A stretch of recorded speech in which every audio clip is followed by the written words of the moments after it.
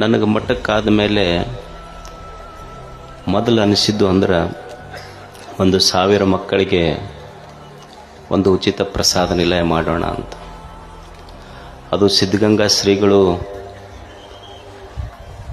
ಅದಕ್ಕೆ ಶಿಲಾನ್ಯಾಸ ಮಾಡಿದ್ರು. 1 ವರ್ಷದೊಳಗೆ ಅದಕ್ಕೆ ಕಟ್ಟಿದ್ವಿ, ಅವರೇ ಉದ್ಘಾಟನೆ ಮಾಡಿದ್ರು ಆ ವರ್ಷ.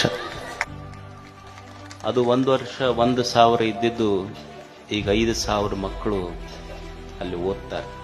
ಒಮ್ಮೆನಿಸ್ತು ವಿದ್ಯಾರ್ಥಿಗಳಿಗೆ ಇಲ್ಲಿ ರೆಡಿಯಾಗಿದೆ, ವಿದ್ಯಾರ್ಥಿನಿಯರಿಗೂ ಒಂದು ಮಾಡಬೇಕಂತ ತಿಳ್ಕೊಂಡು ಕೋಳೂರು ಕಾಟ್ರಳ್ಳಿ ಹತ್ರ 48 ಎಕರೆ ಸ್ಥಳದಲ್ಲಿ, ಸುಮಾರು ಇಲ್ಲಿಂದ 11 ಕಿಲೋಮೀಟರ್ ದೂರ ಆಗ್ತದೆ,